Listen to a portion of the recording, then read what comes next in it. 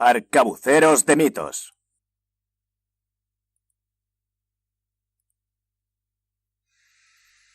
Buenas y bienvenidos a esta sección que he llamado Criptohistoria, porque, bueno, existe la criptozoología, ¿no? Ya sabéis, estos animales que supuestamente no existían, y luego la ciencia ha demostrado que existían, y todo eso. Pues en esta sección vamos a dedicarnos un poco a analizar tanto what if de la historia, o sea, qué pudo haber sido, como cosas que se creía que bueno, que no existían, pero han terminado demostrándose, ¿no?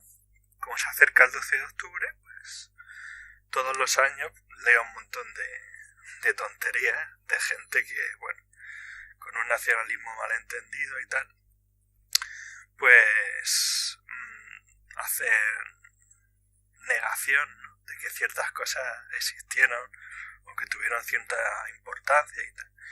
Y una de las cosas que siempre suele generar debate es el tema de las exploraciones del continente americano por parte de europeos antes de Cristóbal Colón, sobre todo la vikinga o nórdica, porque vamos a poner los adjetivos como son, y un poco negando la mayor, ¿no?, diciendo que no existió, que eso es una tontería, etcétera, etcétera, ¿no? Y bueno, este vídeo me lo voy a consagrar un poco a hablar sobre científicamente, arqueológicamente, qué es lo que sabemos a día de hoy, 2018, sobre ese tema, ¿no? Y por qué no debemos decir que es un mito, porque, bueno, está atestiguado ya fidedignamente, ¿no? Y arqueológicamente. Empezamos con este pequeño mapa, para que os hagáis una idea aproximada de que, bueno, a finales del siglo IX, durante el siglo VIII, siglo IX y tal, sabemos que una serie de colonizaciones nórdicas, como podéis ver aquí, que afectan al Atlántico Norte. Estas van siendo graduales, como podéis ver. Empiezan con las islas del Atlántico Norte, con las islas Órcadas, que están por aquí, las islas Shetland.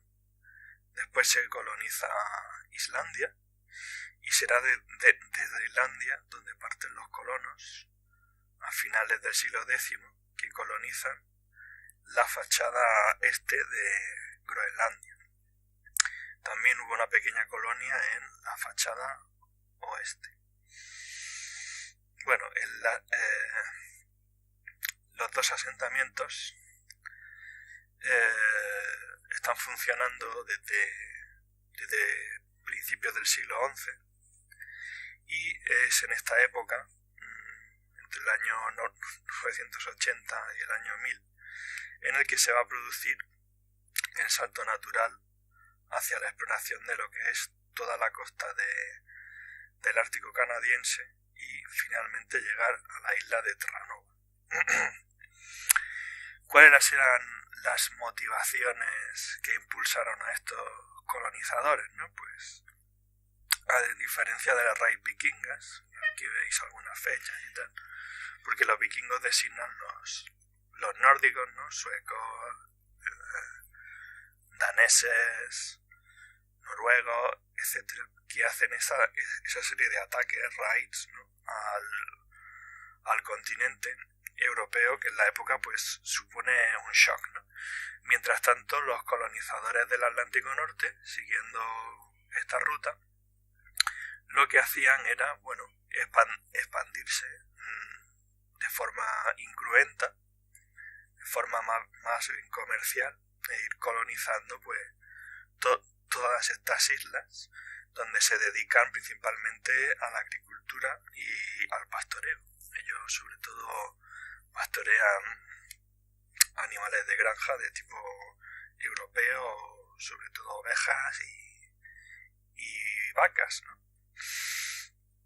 Bueno, la historia o las sagas, ¿no?, nórdicas cuentan que desde Islandia, pues Erik el Rojo es sentenciado debido a un asesinato y decide, pues, probar suerte y siguiendo una ruta que ya era conocida, pues ir hacia el norte y tratar de asentarse en los fiordos de esta fachada occidental de Groenlandia y de paso convirtiéndose en los primeros europeos que se asientan en territorio americano, porque bueno, se nos suele olvidar, porque parece que Groenlandia, ¿no?, tampoco es desgajada del resto del continente americano, pero técnicamente forma parte de él, ¿no? Entonces en el momento que llegan y se asientan y tal, pues podemos decir que ya hay una colonización europea en la zona, lo cual es curioso porque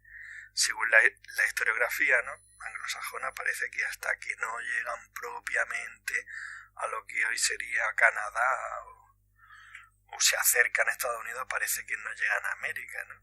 Es un poco, no sé, es una visión historiográficamente un poco errónea, ¿no? Y bueno, estos colonos se van asentando principalmente en el fondo de los fiordos, ¿no?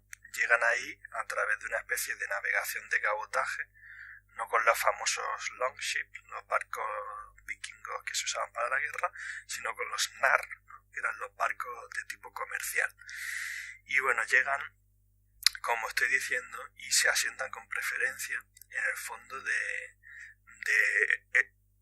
estos fiordos. ¿Por qué? Bueno, Groenlandia, en esta época, siempre se ha dicho que Erik el Rojo como que lanza una mentirijilla, ¿no?, y dice, bueno, es que es una tierra verde y tal, pero realmente todos sabemos que es una tierra más bien congelada, ¿no?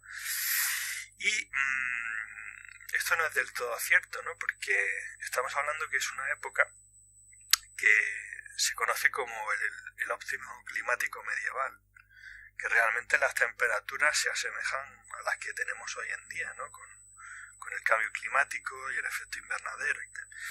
Y realmente a día de hoy en Groenlandia se está produciendo un deshielo en ciertas zonas que vuelven a recuperarse, porque ya lo estaban, ¿no?, en el crecimiento vegetal, ¿no?, de árboles, de hierba, de arbustos, etcétera, etcétera. Entonces cuando llegan estos nórdicos, ¿no?, en el siglo X, pues realmente sí era una tierra verde, por lo menos en el fondo de estos fiordos, ¿no?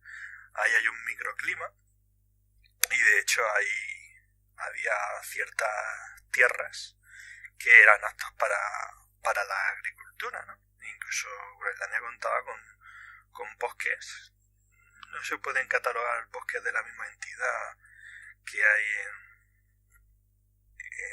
en América o de donde procedían, ¿no?, de Escandinavia y tal, pero bueno, son especies que en algunos casos, ¿no?, en ciertos parques naturales de Groenlandia a día de hoy, pues crecen hasta una altura de 4 o 5 metros, ¿no?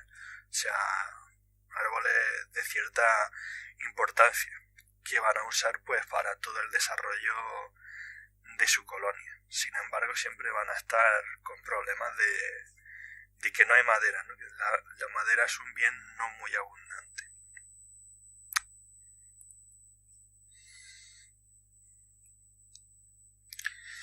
Y bueno, los nórdicos realmente en este principio del siglo XI estaban ya en un proceso de cristianización que en su madre patria, ¿no?, ya sí había completado, pero bueno, los isleños de estos asentamientos del Atlántico Norte todavía estaban paganizados, ¿no?, aunque había cierto grupo de ellos que ya se estaban cristianizando. Y la cristianización se produce incluso en vida de Erik el Rojo, cuando muere ya prácticamente la colonia de Groenlandia, pues se vuelve parte de la cristiandad católica. La colonia de Groenlandia es muy interesante, han habido un montón de documentales, de estudios sobre por qué falló, ¿no? Porque cuando llega Hans Egede en el siglo XVIII, que era un explorador danés, se encuentra que ya no existían, ¿no? Y porque las dataciones nos dicen que a principios del siglo XV la colonia ya había sido abandonada, y parece que fue un abandono premeditado, ¿no? Que no se correspondió supuestamente con una debacle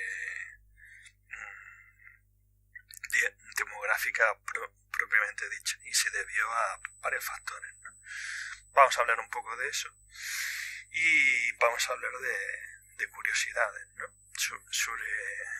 sobre esta colonia, que bueno, fue relativamente importante, se calcula unos 2.500 miembros en su época de mayor esplendor, y de hecho llegó a contar en el siglo XII, XIII, XIV con una diócesis, ¿no? Una diócesis propia, con un obispo que se encontraba en Gardar, ¿no?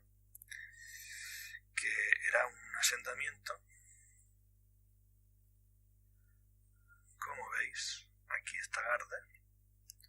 Pues en Gardar había un obispo, y de hecho, bueno, aunque luego se convirtió en una sede fantasma, porque los obispos dejaron de llegar a la mitad del siglo XIV, a partir de 1350 y tal, sí hubo varios obispos de Gardar que residieron, ¿no? Allí. Y bueno, también es el sitio donde hubo la primera catedral de América, ¿no? Curioso.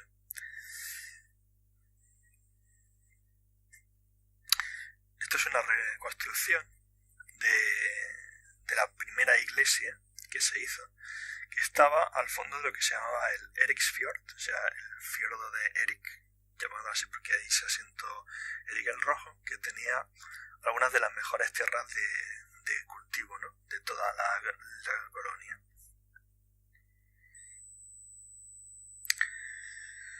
Os hablaba del obispo de Gardar, pues bueno, se desenterraron este testimonio bastante curioso de uno de los obispos que se enterró allí en el siglo XIII, con su anillo y con el remate, ¿no?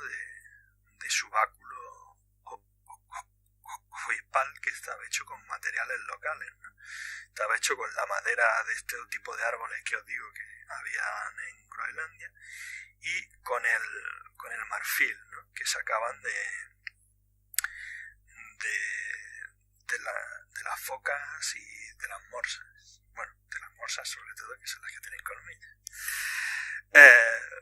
De hecho, bueno, la exportación de este tipo de pieles, de estos animales del círculo ártico, era uno de los principales motivos económicos por los cuales se asentaron allí, ¿no? Y en el caso del marfil se convirtió en una exportación muy importante durante el siglo XII y el siglo XIII, que hizo que, bueno, realmente la colonia fuera bastante próspera económicamente. Se produjeron luego pues, una serie de factores que realmente estamos hablando que propiciaron, ¿no? Que la colonia desapareciera o fuera empequeñeciendo a lo largo del tiempo. El primer factor es de tipo ambiental, ¿no? Terminaba el óptimo climático medieval y las temperaturas pues iban enfriándose.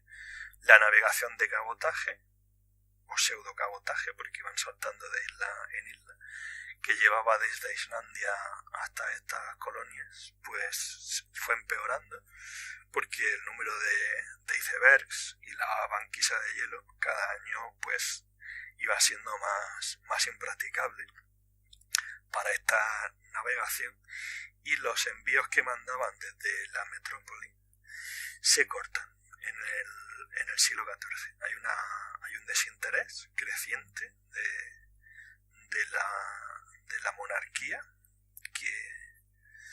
de la monarquía noruega, de la monarquía conjunta, ya de la Unión de Kalmar, hacia estos territorios, porque bueno, la fuente principal de riqueza que os digo que eran estas pieles, que eran el marfil, ¿no? Ya habían fuentes más baratas y más cercanas, por ejemplo el marfil africano, que eran más fáciles de importar, con lo cual progresivamente pues esta colonia se va quedando aislada geográficamente, ¿no? De hecho los obispos de Gardar dejan de ir a su sede y se mantiene pues bueno como un obispado ficticio, ¿no? En el que el obispo reside en la metrópoli y realmente, aunque se titule como tal, nunca pisaría el territorio de su diócesis.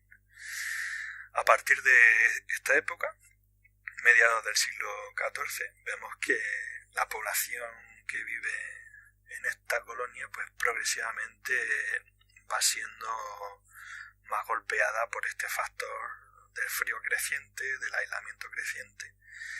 Se cierran los pequeños asentamientos que había en la costa oriental de Groenlandia, se concentran en los del oeste y sobre todo en el asentamiento que os he enseñado antes, que es el más meridional, ¿no? El que había más al norte, por esta zona, se va abandonando a mediados del siglo XIV, ¿no? Que parece que es una fecha mítica, ¿no? de este proceso. Desde aquí es desde donde, navegando, llegarían caboteando, siguiendo una corriente natural que hace este ciclo, ¿no? Pues los navegantes nórdicos que buscaban pieles de foca, buscaban intercambio con los nativos, al parecer porque, bueno, estos nativos, que no eran todavía los inuit, sino que eran la cultura dorset, que los llamaban los Skraeling, pues parece ser que comerciaban con ellos, ¿no? Para obtener estas pieles, y además ellos organizaban cacerías, ¿no? Para obtener esta materia prima, por lo cual circulaban por esta zona y descubrieron los territorios árticos de Canadá, ¿no? Lo que hoy es Nunavut y sobre todo la isla de Labrador, ¿no? Que ellos bautizaron como Helluland, que significa el país de las tierras, de las piedras planas. Y bueno, fueron caboteando por esta zona del punto sur de Labrador. Hay una arqueóloga que a fecha de 2010-2012 ha hecho una serie de excavaciones en una zona que se llama Tanfield Valley, y en Tanfield Valley pues al parecer hay ciertos indicios que indican que existía este tipo de comercio, ¿no? Entre los Dorset y entre los colonos nórdicos en busca de estas materias primas. También ha encontrado lo que parece ser arranque de algunos edificaciones de tipo nórdico en la zona. Y bueno, siguiendo esta ruta, pues naturalmente ellos llegan a esta zona que llamaron Markland, el país de los bosques, porque esto se corresponde con los territorios del norte canadiense, donde existe un terreno que se llama el bosque polar. El bosque polar pues era muy interesante para ellos porque extraían de él la madera que no abundaba en el asentamiento groenlandés, ¿no? Tenemos testimonios, por ejemplo a través de documentación islandesa, de que aún a mediados del siglo XIV, en esta época que os digo que la colonia estaba ya un poco renqueante, pues se hacían viajes a esta parte del territorio canadiense para aprovisionarse de madera, ¿no? Podríamos imaginar que, bueno, también se produjeron encuentros con los nativos de la zona, ¿no? Encuentros no tan bien documentados como otros de los que voy a hablar ahora, que son los clásicos, los canónicos, que todos conocemos a través de los relatos pues de las sagas nórdicas en relación con Leif Erikson, el hijo de Erik el Rojo, y de los navegantes que después de él, compañeros suyos, fueron explorando lo que ellos llamaban Vinland. ¿Y qué es Vinland? Vinland pues es, al parecer, designaba el territorio de Terranova, la isla de Terranova, y las tierras adyacentes que estaban más al sur de Marland, ¿no? Frente a lo que es la isla de Labrador, ¿no? Todas las tierras al sur. Hasta los años 60 parecía que esto, bueno, era un mito de la saga, que no se había encontrado nada tangible, pero bueno, unos arqueólogos, entre ellos destaca Helge Ingstad, empezando en el año 1960, pues hicieron una serie de excavaciones en la punta norte de lo que es la isla de Terranova, ¿no? En un lugar que se llama Lons o Meadow, que significa la ensenada de las medusas. Pues ahí, para sorpresa de todos, se encontraron pues una serie de edificaciones como las que los nórdicos estaban construyendo en todas estas colonias de la fachada norte del Atlántico, ¿no? Y que, bueno, como veis, pues estaban construidas con una técnica que se llama tepe, que aprovecha los materiales del suelo local, ¿no? Para que haya un mayor grado de aislamiento térmico. Eran una serie de casas, 3, 4, y lo que parecía ser, ya que algunos arqueólogos han apuntado que hay ausencia de enterramientos y de otras estructuras y tal que nos indiquen un asentamiento prolongado y permanente, parecía ser una estación a la que llegaban los barcos y en los cuales se las podía reparar, ¿no? Porque, bueno, se encontró una pequeña fragua y unos cuantos clavos, y esto era muy importante a la hora de reparar las naves, ¿no? Y se encontraron también indicios de que hubo presencia femenina en este asentamiento, ¿no? Mediante material de trabajo de las pieles, de costura y tal. Pero en general lo que es el testimonio arqueológico, ¿no? De lo que se encontró era muy pobre, más allá de las edificaciones, ¿no? Porque, bueno, el abandono del sitio pues parece que fue bastante premeditado, ¿no? ¿Qué era este sitio, ¿no? Si atendemos a lo que decían las sagas, ¿no? Hubo un pequeño asentamiento en esta zona de Vinland, cuya etimología no queda clara. No sabemos si se refiere al país de las llanuras o al país donde crecen ciertas bayas, ¿no? Con las que hacían una especie de vino, ¿no? Mediante un proceso de fermentación. Pues sabemos que había un sitio que ellos llamaban las casas de Leif, ¿no? Y que ellos mismos catalogaban como esta especie de asentamiento, ¿no? Para reorganizarse, para iniciar las exploraciones desde ese punto, para hacer invernadas, etcétera, etcétera. Y estamos hablando que aunque ellos estaban acostumbrados al clima groenlandés y al clima del Ártico, se asentaban con preferencia pues en zonas climáticas ventajosas como el fondo de los fiordos y tal. Y lo que es la isla de Terranova, en esta zona, en la fachada marítima, en invierno pues es un invierno bastante cruel, ¿no? Y las temperaturas son muy bajas.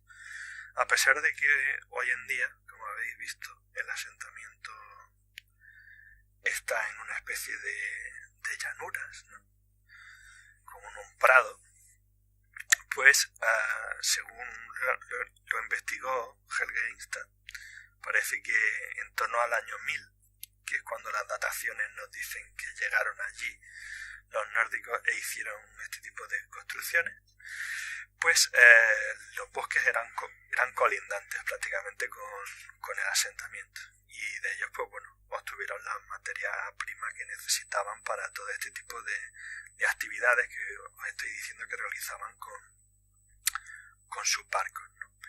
Según el registro del sitio, pues sabemos que las exploraciones no cesaron allí, ¿no? Porque por ejemplo se han encontrado frutos que solo se dan en unas zonas climáticas que de hecho son más al sur, ¿no? de esta isla. Y bueno, se sospecha que por eso ellos siguieron explorando y llegaron como poco a la zona del río San Lorenzo, ¿no? Estos colonos de las casas de Leif parece ser, según la datación, que correspondiéndose un poco con el relato de las sagas, tuvieron una ocupación del sitio bastante corta, ¿no? De unos pocos años, una década como mucho o 2 décadas. Los factores que han explicado esto, porque una población de este sitio que se teoriza que tenía entre 30 y 160 personas por el tamaño, por el tipo de casa, etcétera, ¿por qué se abandona, ¿no? Las sagas nos dicen, bueno, que las diferentes expediciones, sobre todo la de un sucesor de Leif que se llama Thorfinn Karlsefni, yo lo pronuncio un poco mal, pero bueno, lo podéis buscar por Wikipedia, que se encuentra muy fácil. Pues este hombre, Thorfinn, pues parece que tuvo una serie de encuentros con los nativos. En ese momento en la isla de Terranova estaban tanto la tribu de los Beothuk, que serían los que posteriormente, hasta la llegada de los europeos en el siglo XVI, poblarían la isla, como parte de esta cultura dorser, ¿no? Que habitaba toda la zona, ¿no? Desde Groenlandia hasta estos bosques boreales de Canadá y tal, ¿no? Era una cultura muy exitosa en la época. Pues bueno, como digo, parece que tuvieron una serie de encontronazos con ellos. No sabemos muy bien si motivados por diferencias de tipo cultural, ¿no? Por ejemplo, se cita en una de las sagas que le regalaron leche de los animales de granja suyo, pero claro, como no estaban acostumbrados, pues algunos de ellos enfermaron, ¿no? Y se lo tomaron mal, ¿no? En otra de las expediciones parece ser que se encontraron con un grupo de guerreros, ¿no? Que los estaban vigilando, y bueno, hubo una conversación con ellos, trataron de entablar un diálogo y tal, y uno de ellos fue a tocar o a coger o a llevarse una de las armas, de las herramientas que ellos tenían. Y claro, bueno, estamos hablando que una colonia como la de Groenlandia, que no estaba muy bien aprovisionada y tal, pues todo este tipo de objetos eran muy valiosos para ellos, ¿no? Entonces se enfadaron, les mataron a varios de los nativos. Uno consiguió escapar y luego pues guió al resto de sus compañeros de las tribus cercanas y tal, y asaltaron el asentamiento, según las sagas, ¿no? Que no son fuentes 100% fiables. Y bueno, aunque consiguieron rechazar el ataque y tal, murieron varios de los colonos, y esto les motivó a la retirada final, ¿no? Porque no era una zona en la que fuera segura asentarse. Se ha teorizado mucho el por qué, ¿no? ¿Por qué se abandonó este asentamiento? Realmente, como estamos viendo, como se ha dicho antes, la colonia madre de la cual depende este asentamiento, que es un pequeño satélite y tal, que es la colonia de Groenlandia, ya tenía muchos problemas propios, ¿no? Incluso en su etapa más dorada, ¿no? Que es precisamente en esta época en la que pueden permitirse estos intentos de expansión, pues los colonos ya tenían suficiente trabajo, ¿no? En las tierras que estaban intentando cultivar, intentando desarrollar todo este tipo de comercio de pieles y tal. Y realmente las diferencias que pudiera haber entre esta zona y las zonas que ellos solían visitar con asiduidad, por ejemplo la zona de Markland, la zona de Helluland y tal, no eran tan acusadas, porque estamos hablando que estaban poblados por las mismas tribus prácticamente, desarrollaban un comercio con ellos que ya era lucrativo, no hacía falta irse a tomar por saco, ¿no? Para comerciar con ellos, prácticamente los tenían en la puerta de su casa, en su asentamiento en Groenlandia. Y bueno, no hay que despreciar tampoco ese factor, ¿no? Ese factor de la hostilidad de la población local. Sin embargo, bueno, el abandono de esta colonia satélite y tal, a principios del siglo XI, estamos hablando de, bueno, las fechas nos dicen que entre el año 1000 y el año 1015 o 1020 o así, pues esta colonia es cuando tiene actividad, ¿no? Luego se abandona, de hecho se llevan todos los materiales de valor, por eso en el registro arqueológico se ha encontrado tan poco, y las construcciones se dejan allí, a la intemperie, ¿no? Sabemos por las sagas que uno de los obispos de Gardar, en el siglo XII, lanza un intento de volver a explorar Vinland, volver a llegar hasta allí, pero no sabemos si lo consiguió, ¿no?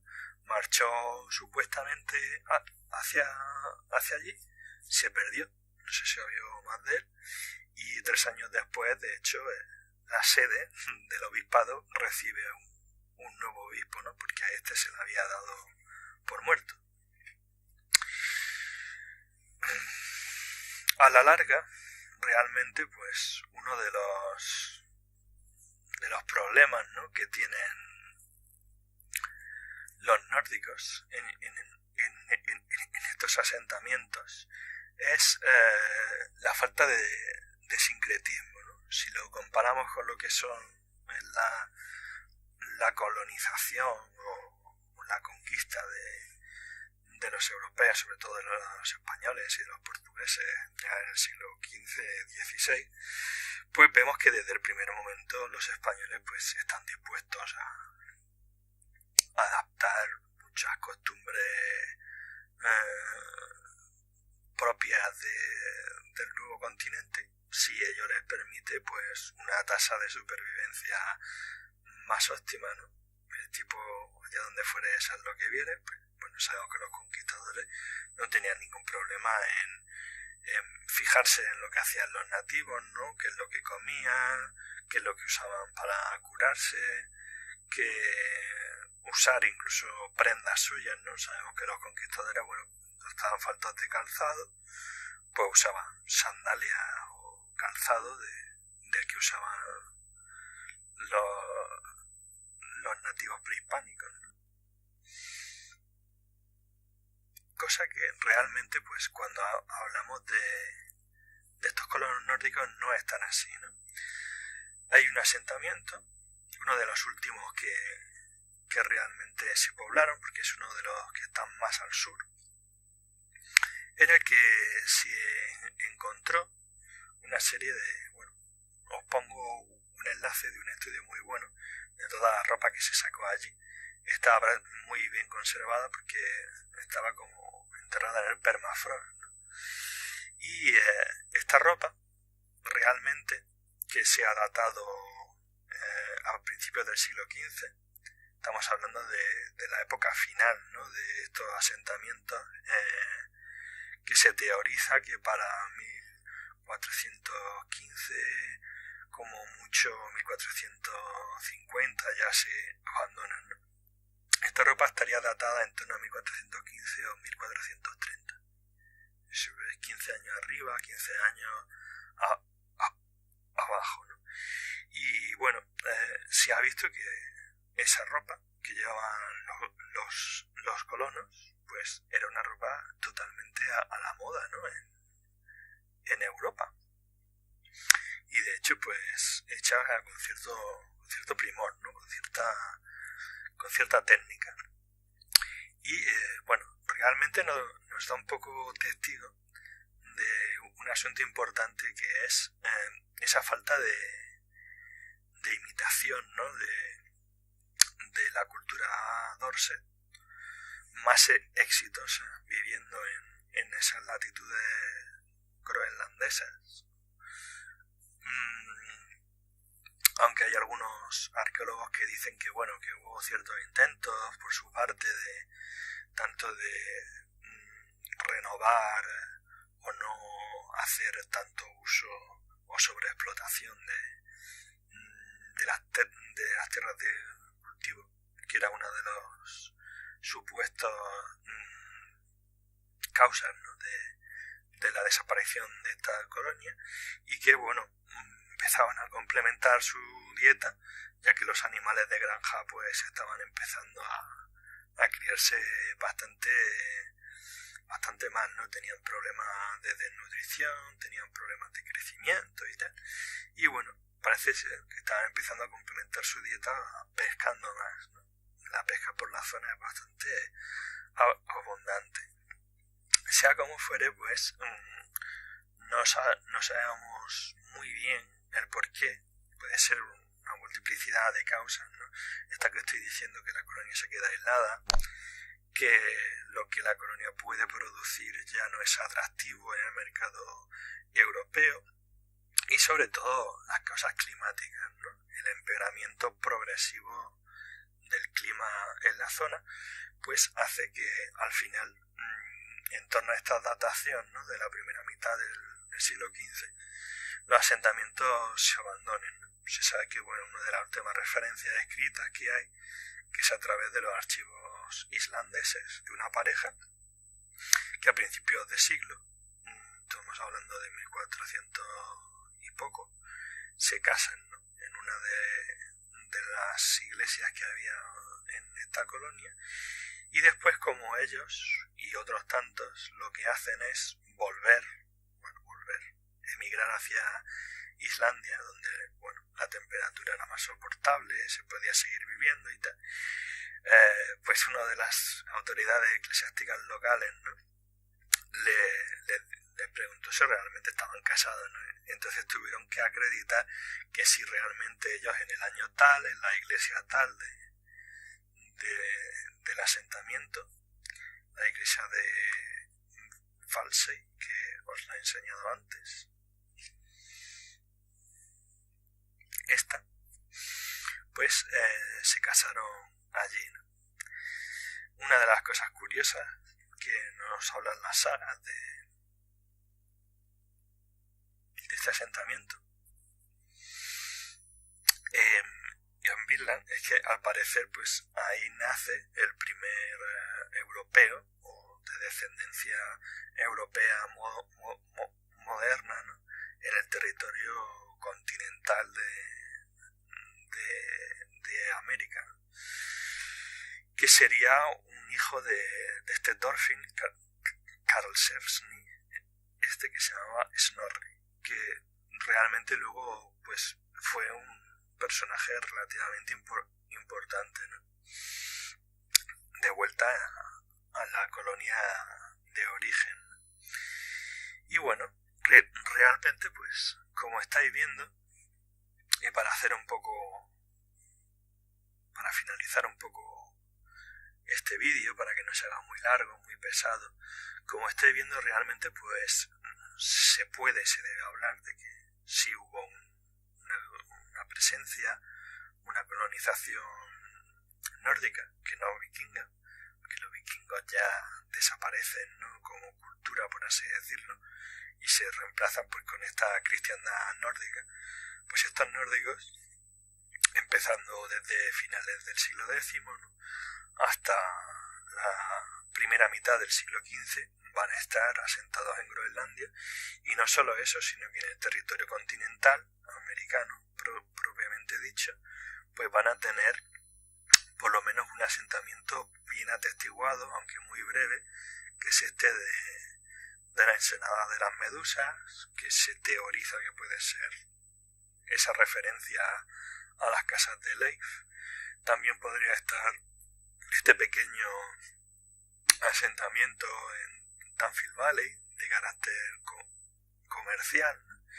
Y bueno, en el año 2016 una serie de excavaciones en el sur de la isla de Terranova, y creyeron haber encontrado otra pequeña granja en un sitio que se llama Point Rosé, pero luego estudios posteriores han demostrado que realmente no era otro asentamiento, que eran formaciones de turberas de carácter natural.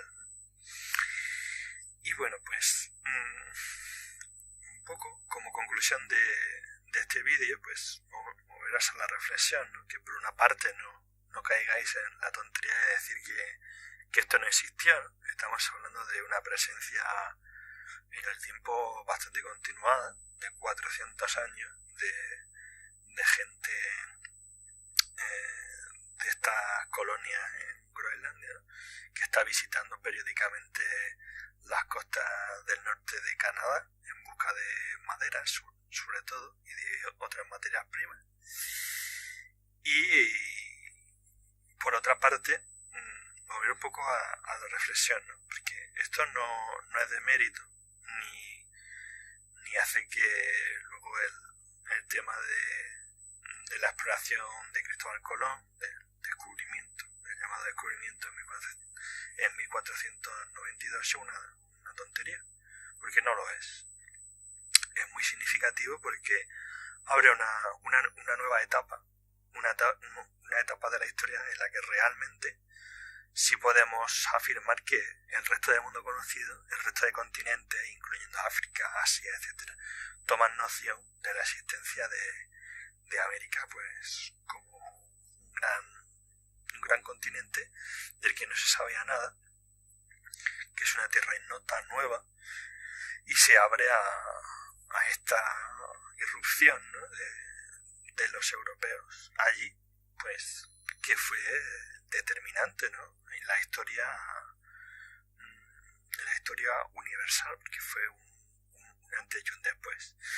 Y mientras tanto, pues bueno, el contexto en el que se situaría esta colonia groenlandesa, esta presencia nórdica en Terranova y tal, pues nos habla más de un relato de supervivencia bastante cruento, de gente que, bueno, se va asentando en sitios que ecológicamente son frágiles, en sitios muy aislados, ¿no?, de lo que en ese momento era el centro del mundo europeo, occidental, cristiano, y que realmente se sienten bastante abandonados, ¿no?, estas personas, y terminan ante un empeoramiento drástico de las condiciones climáticas, decidiendo ellos mismos retirarse, ¿no?, de estas colonias que habían creado.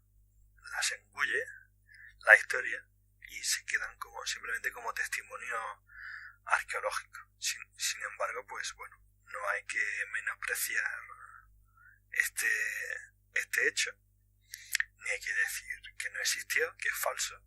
Sí existió, está 100% atestiguado. En lo que se refiere a Groenlandia, pues ya veis que hay un montón de documentación escrita, documentación arqueológica y tal. Y en cuanto a las exploraciones, a la presencia de estos nórdicos en Estados Unidos continental o en Terranova y tal, pues a través de este sitio arqueológico que os he dicho, el de la ensenada de la Medusa, realmente pues ya desde los años 60 está atestiguado, ¿no?, que así fue. Sin embargo, pues eso, hay que situarlo en contexto. No fue tan históricamente determinante ni supuso este antes y después que se va a suponer 1492. Pues nada, chicos, espero que os haya gustado el vídeo. Intentaré hacer otro vídeo también de esta serie de Cristohistoria sobre las supuestas navegaciones pre-1492 hacia América, y lo que se ha venido a llamar como los prenautas, ¿no?, que es un relato no ya atestiguado arqueológicamente y tal, pero muy interesante, ¿no?, que entra dentro de la historia posible, de la historia ficción, en fin. Espero que también os guste, que hayáis disfrutado este vídeo. Dale a like, por favor, compartid y suscribíos al canal y nos seguimos viendo. Gracias.